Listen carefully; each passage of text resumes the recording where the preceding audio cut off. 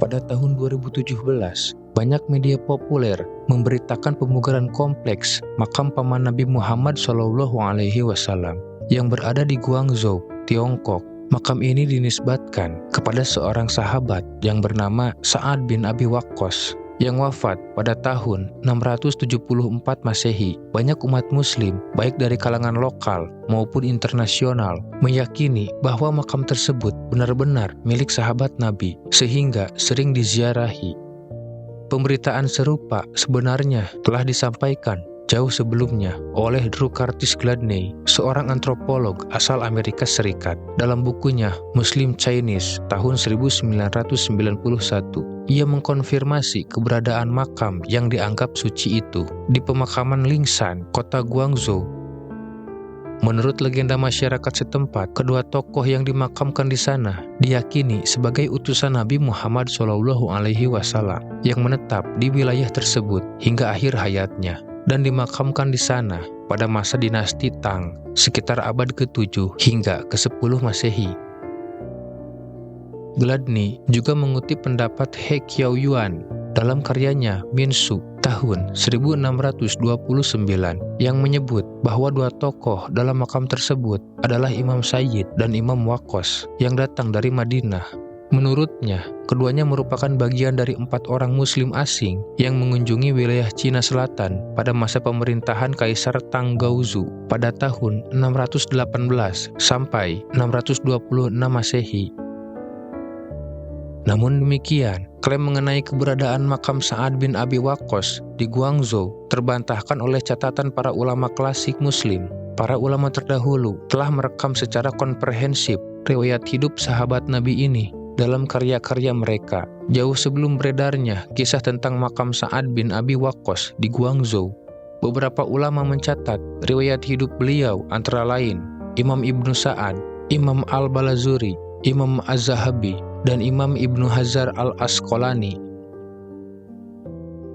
Imam Ibnu Sa'ad dalam kitab At-Tabaqat Al-Kubro meriwayatkan secara rinci tentang wafat dan tempat pemakaman Sa'ad bin Abi Waqqas. Ia menjelaskan bahwa Sa'ad wafat di Al-Aqiq, lalu jenazahnya dibawa ke Madinah dan dimakamkan di sana. Keterangan ini didukung oleh 3 riwayat berbeda yang semuanya berkesimpulan sama, sehingga memperkuat keabsahan informasi tersebut.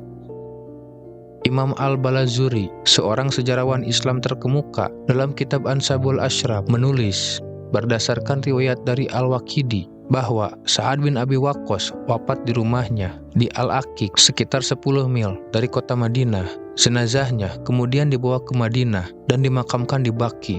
Putrinya, Aisyah binti Sa'ad, meriwayatkan bahwa ayahnya wafat pada tahun 55 Hijriah dan disolatkan oleh Marwan bin Hakam yang saat itu menjabat sebagai wali Madinah. Imam Az-Zahabi dalam kitab Syiar A'lam An-Nubala juga menuliskan secara rinci kehidupan Sa'ad bin Abi Waqqas berdasarkan riwayat-riwayat yang terpercaya. Ia menyebutkan bahwa Sa'ad bin Abi Waqqas merupakan sahabat Nabi yang paling terakhir wafat. Ia meninggal pada tahun 55 Hijriah dalam usia 82 tahun.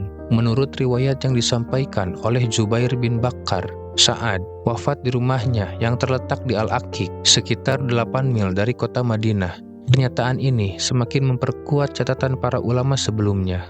Imam Ibnu Hajar Al-Asqalani, seorang ulama hadis besar dari mazhab Syafi'i, turut menyampaikan pendapat yang sejalan. Dalam kitab Al-Isabah fi Tamyij As-Sahabah jilid 3, ia mendukung keterangan para ulama sebelumnya, termasuk riwayat dari Imam Ibnu Sa'ad, Al-Balazuri, dan Az-Zahabi.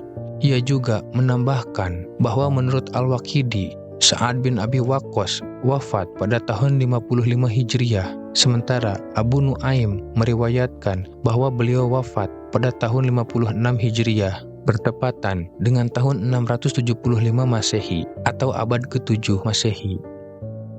Berdasarkan kajian sejarah dan referensi dari para ulama klasik seperti Imam Ibnu Sa'ad, Al-Balazuri, Az-Zahabi, dan Ibnu Hajar Al-Asqalani, dapat disimpulkan bahwa klaim mengenai keberadaan makam Sa'ad bin Abi Waqqas di Guangzhou hanyalah legenda lokal yang tidak didukung oleh bukti sejarah yang valid. Semua sumber otoritatif sepakat bahwa Sa'ad bin Abi Waqqas wafat di Al-Aqiq dan dimakamkan di Madinah. Kemiripan nama atau rentang waktu tidak cukup untuk membenarkan klaim tersebut, karena tokoh yang dimakamkan di Guangzhou jelas bukanlah sahabat Nabi yang dimaksud.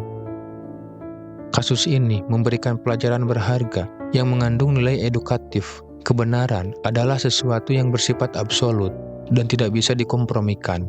Konteks ini menegaskan pentingnya kajian kritis yang didasarkan pada data dan bukti sejarah yang kuat. Dalam menerima suatu informasi, kita perlu melakukan verifikasi dengan merujuk pada sumber-sumber yang kredibel agar tidak mudah terjebak dalam klaim-klaim yang bersifat mitos atau spekulatif. Sekian.